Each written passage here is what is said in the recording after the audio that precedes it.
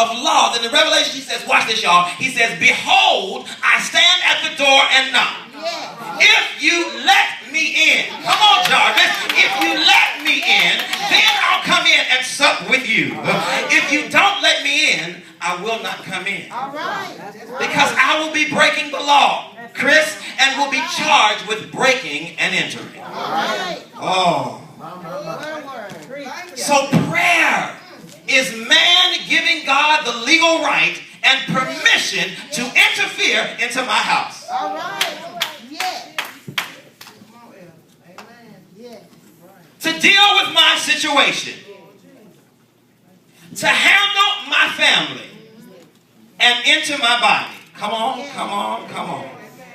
Prayer is man giving God the legal right and permission to interfere into my house, into your house, to deal with your situations, your circumstances, to handle your family issues, and to deal with diseases in your body.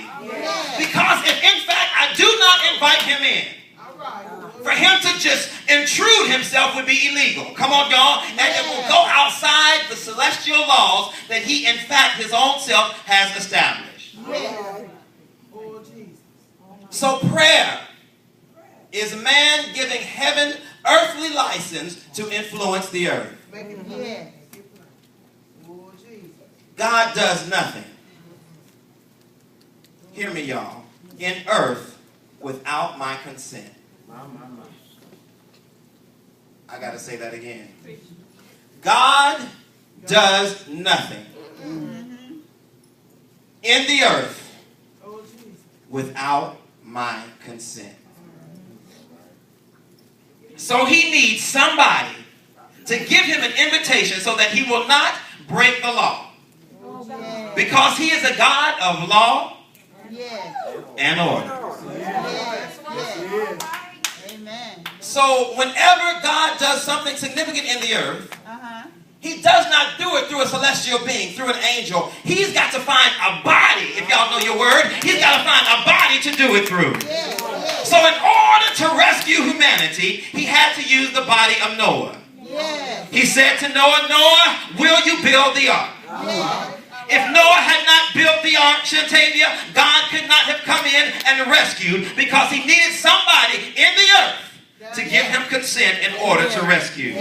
Oh, stay with me. In order to create a nation, he had to use the body of Abraham. Oh, y'all. Come on now, come on now. In order to use, he had to use the body of Abraham. He said, out of you, Abraham, will become many sons and daughters.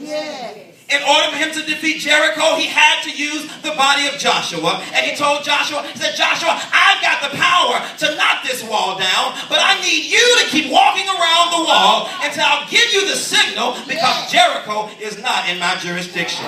Come on, Bible readers. The people, watch this, y'all, of Jewish descent were supposed to be, in fact, annihilated. But he had to find a super bad sister named Esther who said, who knows if you have come into the earth realm at such a time as this. He had to, in fact, show fire. Fire, you don't have all the authority. But he could not speak directly to fire. So he got 3 Hebrew boys.